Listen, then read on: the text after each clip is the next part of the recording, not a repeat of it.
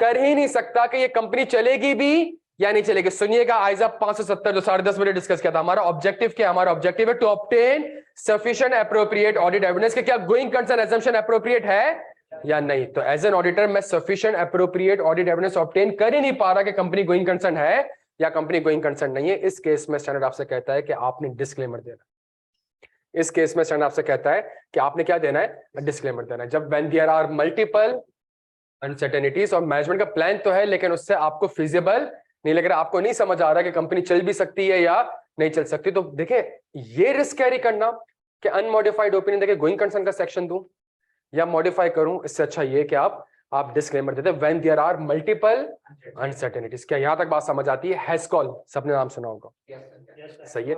तो हैस्कॉल के, अगर हैस्कॉल के भी फाइनेंशियल स्टेटमेंट्स आप देखें तो वहां पे डिस्क्लेमर है। मल्टीपल अनसर्टेनिटीज की वजह से नहीं है लेकिन वहां पे भी आप देखें तो डिस्क्लेमर है। हैस्कॉल का भी सीन ये कि पता नहीं चलेगी या नहीं चलेगी, सही है। रेगुलेटर आ जाएगा, नैब आ जाएगा, एफआईए आ जाएगा, सीज कर देंगे तो मुझे नहीं पता कि चल सकेगी या फिर, तो whenever there are multiple uncertainties as an auditor मैं कंक्लूड ही नहीं कर। देखें ये याद रखिएगा, आप ये ना बोलेगा मैनेजमेंट की क्या गलती है सर इसमें, ये ना बोलेगा। आप ये सोचिएगा कि आप एक कागज के पर्चे पे साइन करने जा रहे हैं, वो सारे शेयर होल्डर और स्टेक होल्डर्स के पास जाएगा। तो आपको लगता है, अगर आपको लगता है कंपनी चल जाएगी, आपको sufficient appropriate audit evidence obtain हो चुका है, आप अनमॉडिफाइड ओपिनियन दें और गोइंग कंसर्न का सेक्शन डालें। लेकिन अगर आप सफिशिएंट एप्रोप्रिएट ऑडिट एविडेंस ही ऑब्टेन नहीं कर पा रहे तो इस केस में प्यारे बच्चों फिर आप डिस्क्लोज, मतलब यहां पे आप समझने की कोशिश करें स्कोप लिमिटेशन मैनेजमेंट इंपोज नहीं कर रहे, उसके बावजूद आप डिस्क्लेमर दे सकते हैं। डन हो गया, यहाँ पे एक कॉन्सेप्ट हमारा ये हो गया। सेकंड चीज बड़ी इंपॉर्टेंट है,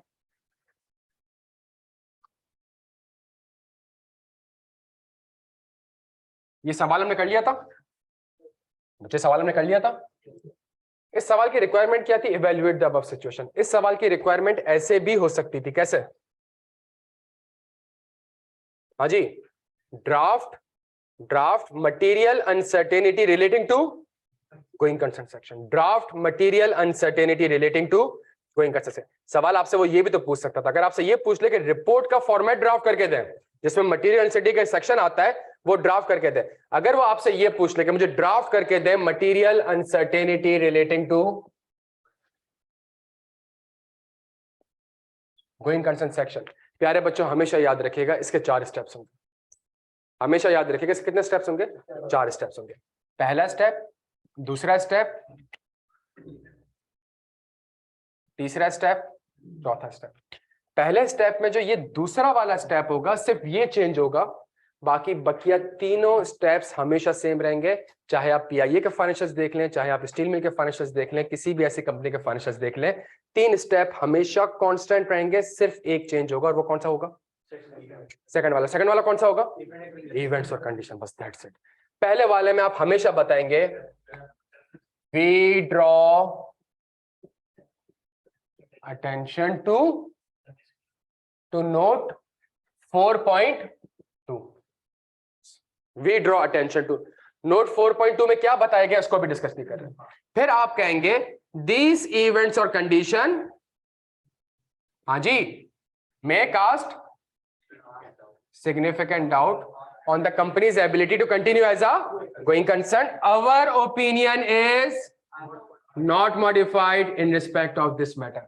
इसी सवाल को कास्मी स्टील लिमिट के ऊपर अगर सवाल आ जाए draft the material uncertainty related to going concern का सेक्शन, तो प्यारे बच्चों यहाँ पे आपको सिर्फ और सिर्फ क्या बताने पड़ेंगे? जल्दी से बता दें, इवेंट्स और कंडीशन। फॉर एग्जांपल आप कहेंगे we draw attention to note 4.2 of this financial statement where the company has incurred the loss of rupees this, company has an accumulated loss of rupees this, the company has defaulted in repayment of loan, the company has temporarily jaldi discontinued its operation. These events or condition along with the other matter as disclosed in 4.2 may cast significant doubt on the entity's ability to continue as a, our opinion is not my events. और एक चीज याद रखिएगा इसमें, events और condition को आपने explain नहीं करना है, इवेंट्स और कंडीशन के सिर्फ और सिर्फ हेडिंग डालनी है।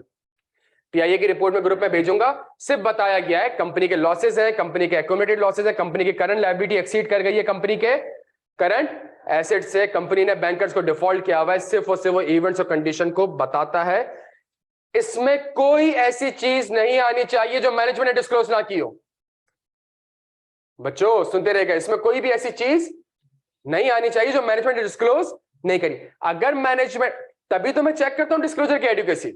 अगर 5 इवेंट और कंडीशन है तो क्या मैनेजमेंट ने पांचों के पांचों इवेंट और कंडीशन बताएं कि नहीं बताएं? अगर 3 बताएं तो आप ये नहीं कि आप रिपोर्ट में बच्चा 2 बता दें। अगर मैनेजमेंट ने 5 में से 3 बताए तो इसका मतलब है डिस्क्लोजर ही इनएप्रोप्रिएट है, एडिक्वेट नहीं है। जब डिस्क्लोजर इनएडिक्वेट है तो मटेरियल अनसर्टेनिटी का सेक्शन नहीं आएगा, आपकी ओपिनियन मॉडिफाई हो जाएगी। और यहां पे मैटर डिपेंड करता है मटेरियल है या मटेरियल प्लस कि इवेंट और कंडीशन का कॉन्टेक्स्ट क्या है, वो कितना बड़ा इवेंट और कंडीशन है। Your report is not the substitute of financial statements. Your audit report is not the substitute of financial statement. यहां तक बात समझ आती है? आप कुछ सुनिएगा, यहां पे आप मैनेजमेंट का प्लान भी नहीं बताते हैं, तो खुदा का वास्ते समझने की कोशिश करिएगा। ये रिपोर्ट में अगर आ गया ना कि जी critically analyse the audit report, सुनिएगा, आप मैनेजमेंट का प्लान नहीं बना, आप सिर्फ इतना कहते हो दीस इवेंट्स और condition along with the other matter as stated in 4.2। आप अपनी रिपोर्ट में मैनेजमेंट का प्लान, उससे लगेगा क्या कि जी ऑडिटर भी मैनेजमेंट के प्लान से एग्री करता है। कल को वो चीज नहीं होगी तो आपकी रिपोर्ट सामने रखी जाएगी, आपने तो लिखा था अपनी रिपोर्ट में ये प्लान है मैनेजमेंट का, ऑल्दो आपने वेरीफाई किया है, ऑल्दो आपने, लेकिन आप वेटिंग वाली पोजीशन पे नहीं। तो रिपोर्ट पे जब आप material uncertainty relating to going concern का सेक्शन अपनी ऑडिट रिपोर्ट में लिखेंगे, मैनेजमेंट के प्लान का तस्करा नहीं करना आपने। क्या यहां तक बात समझ आ रही है? हाँ, मैनेजमेंट अपने फाइनेंशियल स्टेटमेंट डिस्क्लोजर में दुनिया जहां की बातें लिखते रहे, उससे मुझे गर्ज नहीं है। वो अपना प्लान भी बताए, हाँ प्लान के ऊपर आप काम कर चुके हैं कि क्या मैनेजमेंट का प्लान फीजिबल, इसकी अजम्पशंस के ऊपर काम कर चुके हैं, आप करेस्पॉन्डेंस फाइल देख चुके हैं, आप लोन एग्रीमेंट देख चुके हैं, ये आप काम कर चुके हैं। तो मैनेजमेंट जो फाइनेंशियल स्टेटमेंट में डिस्क्लोज करेगी प्यारे बच्चों, उसके लिए याद रखिएगा वो अपने मैनेजमेंट के प्लान बताएगी, आपकी रिपोर्ट में मैनेजमेंट के प्लान का तस्करा नहीं होना चाहिए। क्या ये बात समझ आती है? क्लियर है हम सारे यहाँ पे? डन हो गया? तो ये 2 इंपॉर्टेंट कॉन्सेप्ट थे। इस चीज को आके आपने 2009 में पूछा था एक बार, 2009 में, समर 2009 का इसमें सवाल था। और एक बार अनसर्टेनिटी गोइंग का इसने ड्राफ्टिंग आज तक आपसे नहीं पूछी है। देयर इज अ पॉसिबिलिटी कि वो पेपर में सवाल बनाएगा और आपसे कहेगा in the above scenario draft material uncertainty relating to going concern section. क्या यहां तक बात समझ आती है? तो याद रखिएगा ये स्टेप सेम रहेगा हमेशा, ये हमेशा सेम रहेगा, ये हमेशा सेम रहेगा। यहां तीनों पॉइंट्स के लिए आपको आइजा हेल्प जल्दी जल्दी जल्दी करेगा, बिकॉज आइजा में जो रिपोर्ट की इलस्ट्रेशन दी है वहां से आप ये 3 पॉइंट्स को तो आप समझ रहे हैं। हमने यूं भी पढ़ना है कि कहां पे मुझे किताब हेल्प करेगी, कहां पे किताब हेल्प, इवेंट्स और कंडीशन पे किताब ने हेल्प नहीं करना, रिपोर्टिंग इंप्लीकेशन पे किताब ने हेल्प नहीं करना, सिर्फ प्रोसीजर्स में हेल्प करना है, और जो मटेरियल का सेक्शन आ रहा है वहां पे हेल्प करना है। वो 3 लाइनें आप वहां से कॉपी कर सकते हैं। एक चीज बचेगी क्या? इवेंट्स, और वो तो सवाल में मेंशन होगी ना, वो सवाल से आपने सिर्फ हेडिंग उसकी बतानी है। क्या यहां तक बात समझ आती है? इसको मार्क करिएगा, मोस्ट इंपोर्टेंट, दोनों कॉन्सेप्ट बड़े इंपॉर्टेंट है, आज तक नहीं पूछे गए।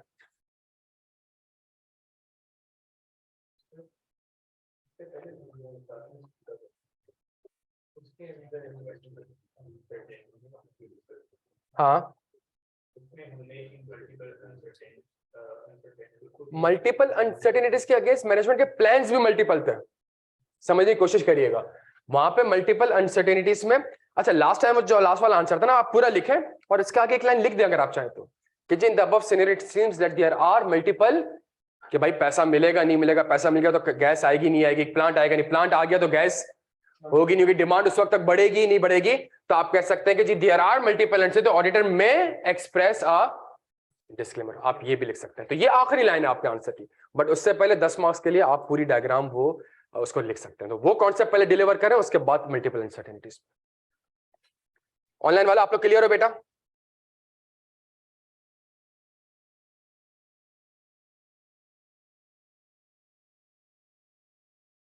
डिस्क्लेमर के केस में ये material uncertainty related to going concern paragraph आप डालते हैं इसमें? डिस्क्लेमर के केस में, डिस्क्लेमर के केस में क्या material uncertainty related to going concern का पैराग्राफ ऐड करते हैं रिपोर्ट में? डाल सकते हैं। एडवर्स के केस में डाल। अच्छा, मैं जो बातें आपसे कर रहा हूं ना, कौन सी बात है कि मैं आपसे ये शेयर करूंगा, मैं आपसे ये शेयर करूंगा, ये ड्राफ्टिंग टेक्निक का एक हैंडआउट है, वो आपसे चाहिए। सारी वैसे मेरी किताब में आ रही है, लेकिन इस वाली किताब में तो ऑब्वियसली नहीं आ रही, बिकॉज ये तो वर्कशॉप वाला मटेरियल है। तो जो वॉल्यूम 1 है उसके अंदर ये सारी एक एक रिपोर्ट्स आ रही हैं।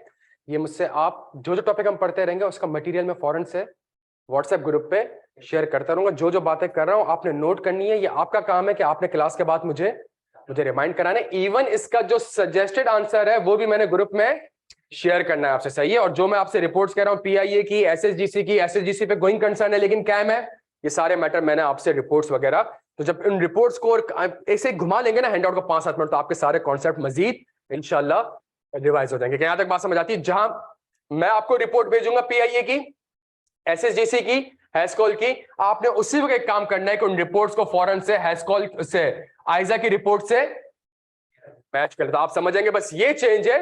बाकी तो चाहे वो पीडब्ल्यूसी की रिपोर्ट हो, केपीएमजी की हो, ईवाई की हो, यूसुफ आदिल की, जीटीओ की, सबकी रिपोर्ट का फॉर्मेट एग्जैक्टली सेम है। क्या चेंज हो रहा होगा ये खुद आप करते रहिएगा काम, तो आपको ये चीज ता कयामत इंशाल्लाह याद रहेगी। वर्कशॉप के बाद भी हमने घर जाके मेहनत करनी है बच्चों, समझ आ रही है? चलें, जबरदस्त।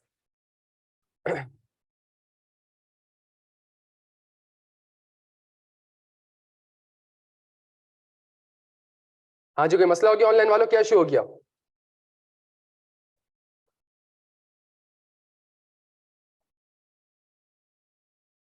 बच्चों जल्दी, छेती छेती, टाइम नहीं है।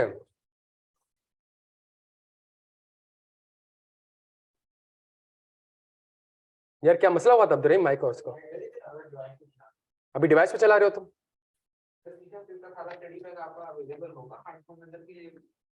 वही बुक स्टोर में इंशाल्लाह अवेलेबल सब कुछ। यार ऑनलाइन वालों से मल्टीपल अनसर्टेनिटी मिस हो गया था, मैं वापस से रिपीट कर रहा हूं।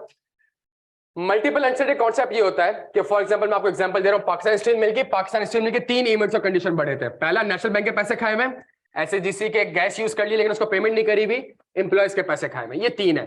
हमने पूछा भाई मैनेजमेंट से कि आपका प्लान क्या है? मैनेजमेंट ने कहा हमें 30 अरब रुपए मिलेंगे गवर्नमेंट से बेल आउट पैकेज, सही है, बीओपी लिख रहा हूं, बेल आउट पैकेज। तो हमने कहा भाई 30 अरब कहां यूटिलाइज होंगे? अगर 30 अरब आप 20 अरब एम्प्लॉय को दे देते हो, सही है, तो गैस तो आपको नहीं, बिकॉज एसईसी कहता है कि जी मुझे आप सारा का सारा पुराना पैसे दो और फिर मुझे एडवांस में कैश दो, तब मैं आपको गैस प्रोवाइड करूंगा।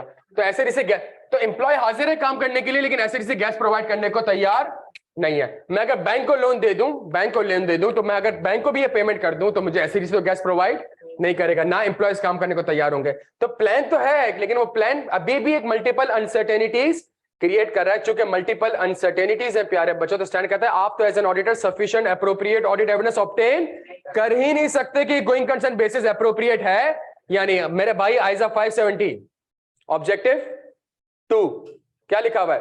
To conclude based on the audit evidence obtain whether a material uncertainty exist और नॉट। तो मैं तो ऑडिट एविडेंस ऑब्टेन कर ही नहीं पा रहा इस चीज के ऊपर कि गोइंग कंसर्न एजम्पशन एप्रोप्रिएट है भी या नहीं। जब मैं ये एज्यूम ही नहीं कर पा रहा काम, तो इट मींस मैं क्या दूंगा प्यारे बच्चों?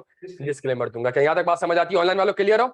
चलें जी, जबरदस्त बच्चों, अब नया टॉपिक स्टार्ट करना है। एक चीज, हम नया टॉपिक तो स्टार्ट कर रहे हैं लेकिन ये टॉपिक हमारा खत्म नहीं हुआ। चैलेंज कबूल है ना भाई? सवाल आते रहेंगे, रेडी रहना है सबने।